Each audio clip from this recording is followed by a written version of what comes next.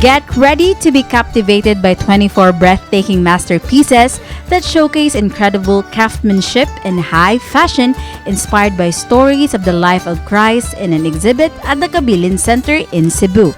This display takes visitors on a divine journey through the talented work of 𝗪 𝗪, who has weaved together faith, art, and fashion in Saulog with the theme Encounter, Pilgrimage, and Transformation.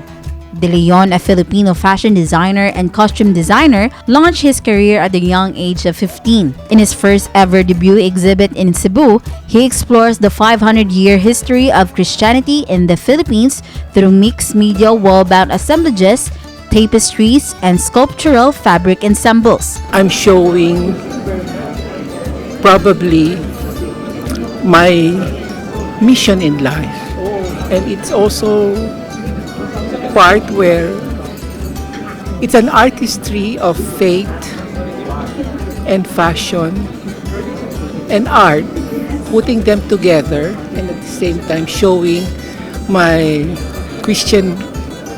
Catholic roots in terms of showing the salvic mission of our Lord Jesus Christ. And I'm so thankful that I was given this chance and to become an instrument of showing God's love.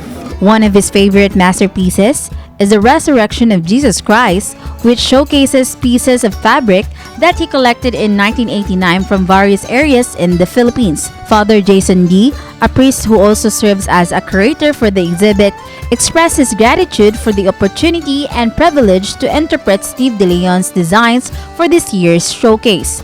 Ang una gid nga inspiration gid ang trabaho ni Steve, no? Isip usa ka fashion designer, iyang gi-mix ang mga lain-lain nga tela. Unya iyang gi-form into dresses, no?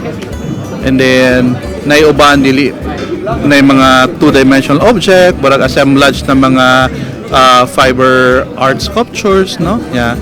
Unya kung tanaw nimo yung trabaho, di lang fashion design kundi artist, nasa siya gusto i-express nga mga ideas, no?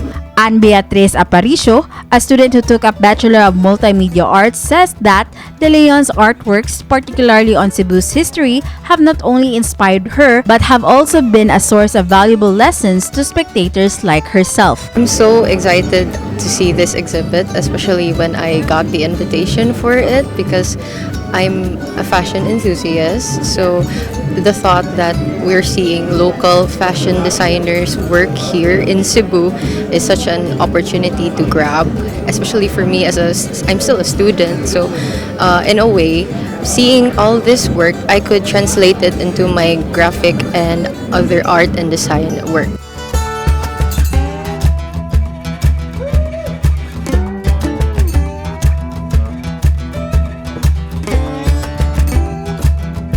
The exhibit at the Kabilin Center, located at 35 Eduardo Aboite Street, Tinago, Cebu City, will be open to the public from January 28, 2024 until the month of May, with an entrance fee of 150 pesos. This has been Mary Francis Lynn Caayon, MyTV, Cebu.